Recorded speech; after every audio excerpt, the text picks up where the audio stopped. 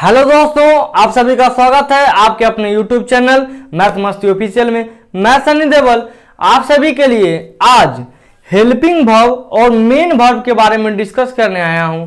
आखिर helping verb और main verb पहचानेंगे कैसे? शब्द को देखकर, सेंटेंस को देखकर, कोई भी एग्जाम्पल को देखकर, कोई भी कुछ भी अगर दे दिया हो तो उसमें पहचानेंगे कैसे कि वो हेल्पिंग वर्ब है कि मेन वर्ब है। इसका हम बेसिक जो इंट्रोडक्शन पार्ट होता है वो हम पढ़ा चुके हैं। तो पहले प्लेलिस्ट में जाकर, हम नीचे लिंक भी दे देंगे, तो वहां जाकर देख लीजिएगा आप लोग। उसके बाद प्रैक्टिस है, तो प्रैक्टिस कर लीजिएगा कि शब्द को देखकर कैसे पहचानेंगे कोई हेल्पिंग वर्ब है कि मेन वर्ब। चलिए दोस्तों, आप लोग को देखते हैं कि कितना पढ़े हैं और कितना हमसे अभी आप तक सीखे हैं, क्योंकि सीखना आप लोग का मेन मकसद है। पढ़ने का पहला महत्व यह होना चाहिए कि हम सीख कितना रहे। तो इस सारा वर्ड में से, यानी सारा शब्द जो लिखे हैं, सेंटेंस लिखे हैं, उसमें से हेल्पिंग वर्ब और मेन वर्ब आप लोग को बताना है कि कौन हेल्पिंग वर्ब है और कौन मेन वर्ब है। पहला लिखा हुआ है आई प्ले डार्ट्स। तो बताइए, हम अगर बोले कि सर पहले बताइए कि इनमें से वर्ब कौन है, यानी वर्ब कौन है, तो कहिएगा कि सर वर्ब वही हो सकता है जिसमें एक्शन होगा, जिसमें कार्य होगा, जिसमें मूवमेंट होगा, वो चीज एक्शन है। तो क्या आई में एक्शन है? आई माने मैं। क्या मैं में एक्शन है? तो कहिएगा नहीं सर। डार्ट्स, डार्ट्स एगो खेल का नाम होता है, तो खेल क्या का कोई नाम एक्शन है? तो नहीं। अब कोई भी सेंटेंस, आज तक कोई ऐसा सेंटेंस ना बना है जिसमें एगो मेन वर्ब ना हो, एगो मुख्य क्रिया ना हो। तो बच गया प्ले। क्या प्ले हेल्पिंग वर्ब का काम कर सकता है? तो कहिएगा सर अगर ये हेल्पिंग वर्ब का काम करेगा तो वाक्य में मेन वर्ब कहाँ गया? तो कहिएगा नहीं सर, ये जब काम करेगा तो काम करेगा मेन वर्ब का ही काम करेगा। ये बात ध्यान रखिएगा। अगला लिखा हुआ है I do not play darts. तो आई तो नहीं होगा, डार्ट्स भी नहीं होगा। अब do not main verb helping verb होगा कि play main verb helping verb होगा? अगर डू नॉट को हम मेन वर्ब कह लेते हैं और प्ले को हेल्पिंग वर्ब, तो क्या आपको पता है कि हेल्पिंग वर्ब बाद में आता है, मेन वर्ब पहले? नहीं, मेन वर्ब हमेशा हेल्पिंग वर्ब के बाद आएगा, यानी कि जो मुख्य क्रिया होगा हमेशा हेल्पिंग वर्ब के बाद आता है। ये बात ध्यान रखिएगा। तो ये डू नॉट आपका होता है हेल्पिंग वर्ब, आई होता है मेन वर्ब। जो भी लड़का बीच में से देख रहा है, पहले वीडियो का बेसिक जाकर देखेगा, लिंक दे दिया गया है, तब समझिएगा। अगला लिखा हुआ है आई हैड प्लेड डार्ट्स। अब क्या आई होगा वर्ब, डार्ट्स होगा? ये आप चेक करिए। गुरु का काम होता है सिर्फ रास्ता दिखाना, मार्ग दिखाना। हम आपको सिर्फ मार्ग दिखाएंगे। करना आपको है, चलना आपको है, भोगना आपको है। तो ये चीज आप समझिए, हमसे उसे नहीं दिक्कत है। I had played darts. तो ये देख लीजिएगा, हैड आ प्लेड, जिस भी शब्द का V1 V2 और V3 बन जाए वो काम करता है वो मुख्य क्रिया का, यानी कि मेन वर्ब। ये हो गया मेन वर्ब, और जो मेन वर्ब से पहले आता है वो हेल्पिंग वर्ब। MB के मतलब मेन वर्ब, HB के मतलब हेल्पिंग वर्ब। अगला शब्द लिखा हुआ है आई वाज प्लेइंग डार्ट्स। देख लीजिएगा, आई भी नहीं होगा, डार्ट्स भी। एक ही टाइप का एग्जाम्पल इसीलिए लिए हैं ताकि कोई कंफ्यूजन ना हो समझने बुझने में, सारा चीज दिमाग में एकदम खोपचा में याद हो जाए, कोई कंफ्यूजन न हो। तो देख लीजिए, प्ले का V2 V3 बनेगा तो ये हो गया मेन वर्ब, जो मेन वर्ब से पहले आता है हेल्पिंग वर्ब। अगला लिखा हुआ है सी वाज अ वर्कर। क्या सी चेक करो, सी है रे बबू वर्ब। सी माने होता है वो, ये होता है प्रोनाउन या पर्सन। तो पर्सन के बारे में भी समझा चुके हैं। अब वर्कर लग गया आर्टिकल ए, तो ये नाउन होगा।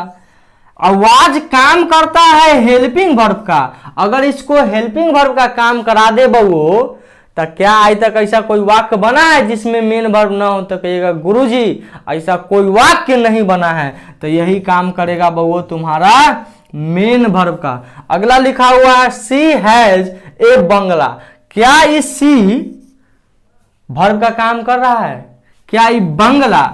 अगर कोई चीज वर्ब का काम करेगा तो उसमें एक्शन होगा, उसमें मूवमेंट होगा। देखिए प्ले, प्ले में देखेगा तो क्या प्ले में मूवमेंट है? प्ले में एक्शन है?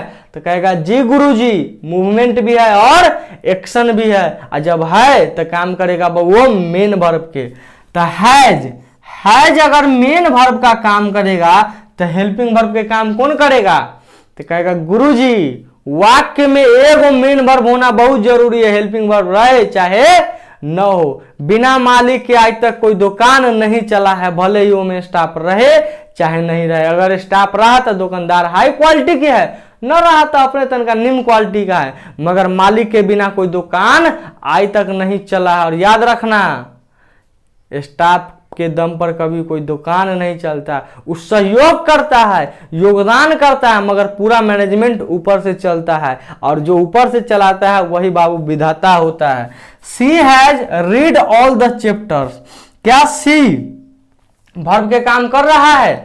क्या ऑल द चैप्टर्स? चैप्टर का मतलब होता है पाठ, जो विषय। चेक कर लो उसमें एक्शन है? तो कहेगा गुरुजी में एक्शन नहीं है। तो सी हैज रीड। आपको पता है कि हैव, हैज, हैड के बाद वर्ब का तीसरा रूप आता है और रीड का V2 V3 सेमे होता है। तो ई तक काम कर गया कथी बबू? तुहर मेन वर्ब के। और जे मेन वर्ब से पहले आएगा क्या होगा? Helping verb. क्या हैज मेन वर्ब के काम करेगा ई वाला सेंटेंस में? तो कहिएगा सर नहीं करेगा। अगला लिखा हुआ है we understand the hidden meaning. हम लोग जो गहराई वाला मीनिंग है, जो अंदर जो छुपा हुआ मतलब है, उसको समझने का प्रयास करते हैं या समझते हैं, कह सकता है। तो वी, क्या वी तो और होगा बहू? तो कहेगा गुरुजी वी तो नहीं होगा। अंडरस्टैंड द हिडन मीनिंग, कहेगा हिडन मीनिंग।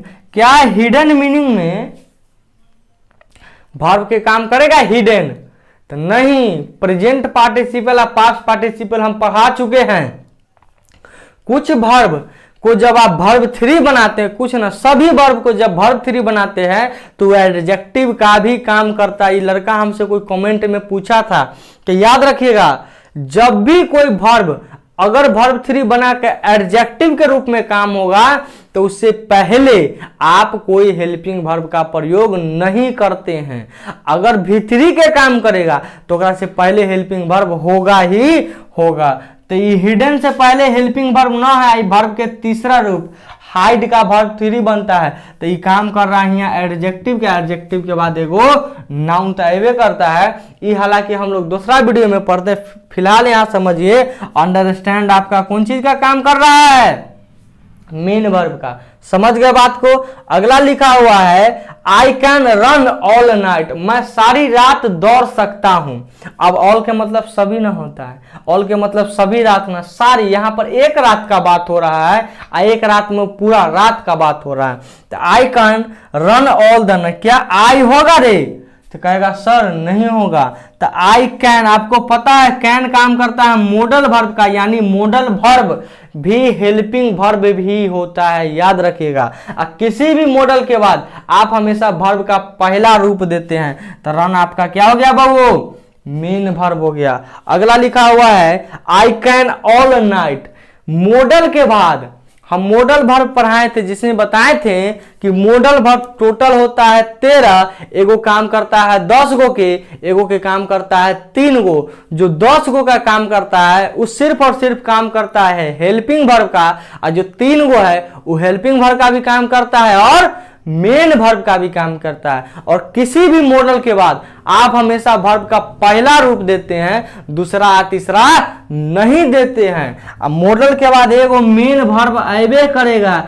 यहाँ पर आप कोई भी मेन वर्ब दे दीजिए, कुक, रन, कुछ भी, स्टडी, मगर एगो मेन वर्ब रहना ही रहना चाहिए था। उम्मीद है दोस्तों यहाँ तक सारा कहानी समझ में आया होगा। ये था बेसिक प्रैक्टिस। अब इसके बाद एग्जाम के दृष्टिकोण से यानी कि एडवांस लेवल का प्रैक्टिस चलेगा, क्योंकि अलबला के नहीं पढ़ना है, समझ समझ के धीरे धीरे खरगोश वाला चाल नहीं चलना है, हमको कछुआ वाला चाल चलना है, मंजिल तक पहुंचना है। अलबला के जाइएगा, थक के बीच में बैठ जाइएगा। तो कछुआ के चाल चलते रहिए, मंजिल मिलेगा ही मिलेगा। हताश निराश नहीं होना है, एकदम दंदना कर पढ़ना है। चलिए, अगर समझ में आया होगा तो वीडियो को लाइक, शेयर, सब्सक्राइब जरूर करिएगा।